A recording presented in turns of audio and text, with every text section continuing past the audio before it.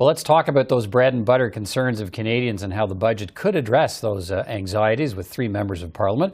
Rachel Bendayan is the Parliamentary Secretary to the Associate Minister of Finance. Ed Fast is the finance critic for the official opposition Conservatives. And Daniel Blaikie is the finance critic for the NDP. It's good to see you all.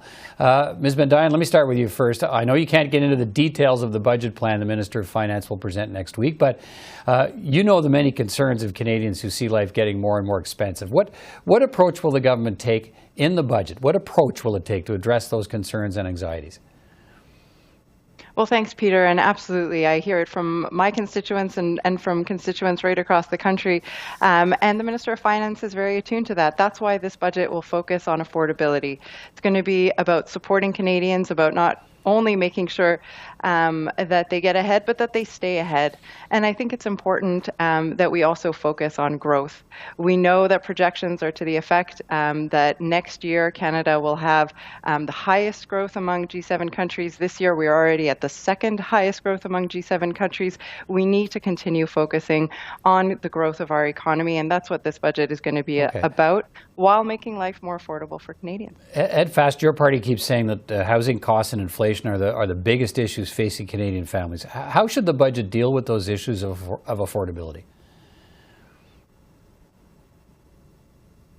Okay, Mr. Fast is frozen there. Let's move on to Mr. Blaikie and we'll reconnect with Ed. Did we just lose everybody? I'm here, Peter. Well, we see Rachel, and now we've got Daniel back. Okay, Ed's back. Okay. I'm back. I'll just pick it up with the question. Ed, we lost you there. You got frozen on us, so I'll just restart the question to Ed Fast, and then we'll move on. Okay. Hang on.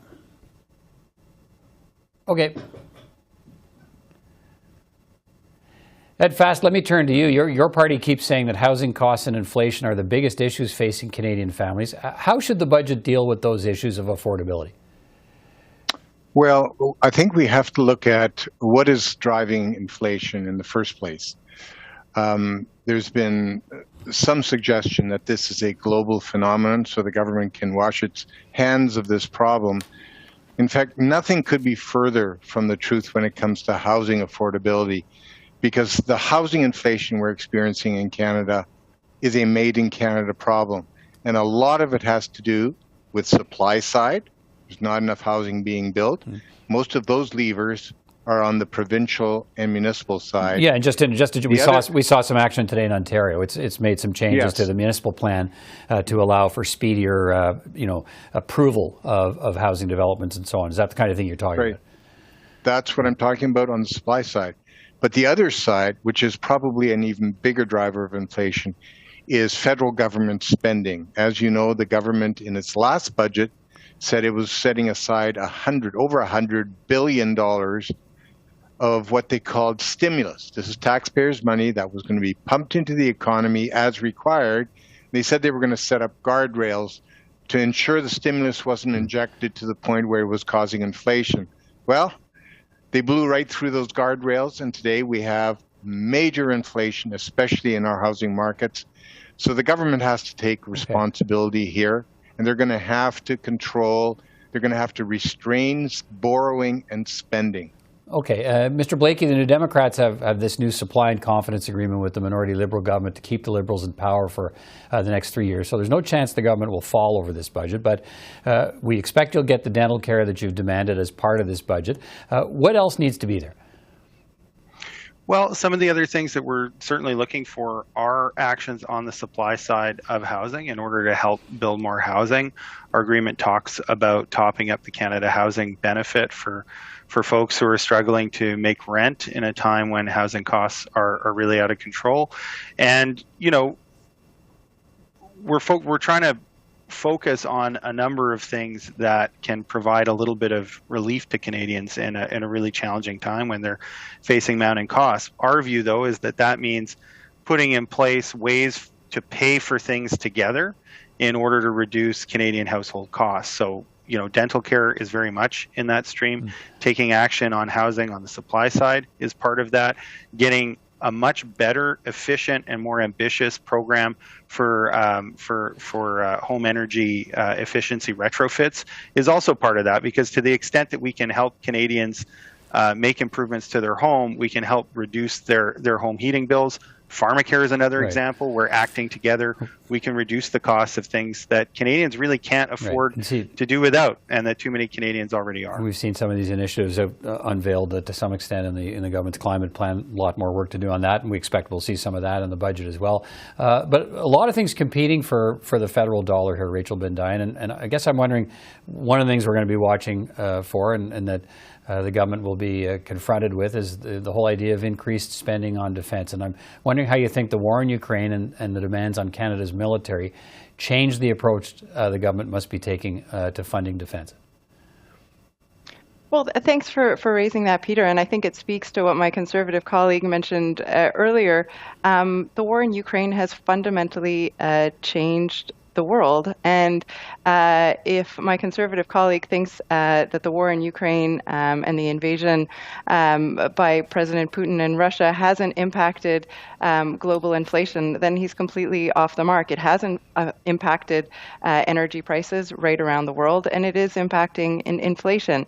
And so I think that just as other countries, Canada is taking a hard look at where we might need to spend in defense. I, for one, am concerned about our territorial sovereignty, including in the Arctic, and I think those conversations are extremely important to have. I'm hearing it from Canadians, and I know that the Finance Minister and indeed our entire government is very attuned to that at the moment. You know, like budgets, at FAST, budgets are about choices, as you know, and Rachel Bendayan points out the amount of money that Canada is being asked perhaps to spend on defense. You know, could be significant, and so that's a choice it'll have to make. And to your point, maybe if that's what you believe, that could drive up inflation even further if Canada has to spend on that. What should it spend on defense? Should it commit to 2% of GDP as NATO is asking? Yes, that's my short answer. Yes, we do support more spending on defense, but as you suggested, this is about setting priorities. Wise governments know how to prioritize. And what's happened with this government, it has no ability to set priorities. And what we saw at Finance Committee, you will have seen, you know, there were hundreds and hundreds of pre-budget submissions that were made. And the NDP and the Liberals and the Bloc, they just uncritically accepted these recommendations, said these are going to be ours, and they sent them into government for consideration. We chose not to even make recommendations simply because we saw the process was so deeply flawed. There was no prioritization. There was no placing submissions and demands for mega billions of dollars of funding within the context of a very challenging fiscal environment. Okay, let me within the context of deficits that are interminable right now. Okay, Mr. Blaikie, the NDP is against pushing up defense spending to meet the NATO threshold. What that could mean an extra 20 to 25 billion a year that Canada would have to spend on defense, according to the parliamentary budget officer. Budgets are about choices. So, what increased level of spending on the military would be appropriate? Well, I don't have a number for you. Jagmeet's been very clear that we think that the 2% target is beyond where Canada should be spending on defense. But in terms of where to look for opportunities to spend on defense, I mean, we know that our military is not only deployed into combat zones, it does humanitarian assistance internationally. It responds to disasters and public health emergencies here within Canada. We saw that most recently in the pandemic. That requires equipment. And if we're going to ask our men and women in uniform who do an amazing job to do any particular job, we need for them to have equipment that's going to help serve that. So whether we're talking about replacing aging helicopters, whether we're talking about improving airfields in northern Canada, that's something that actually can have civilian benefit if it's done well. Those airfields can be used not only for military purposes, but for better access to northern communities that need that assistance. So we do think the government should be looking for ways to maximize civilian benefit when they're spending on military infrastructure. All right. Look, time is short tonight, but I want to thank you all. We'll have a chance to talk about the budget again, perhaps even before, but certainly after it as well. Thank you all for your time tonight and giving us your perspective. It's great to talk to you all. We'll see you again. Thanks so much, Peter. Thank you. See you soon.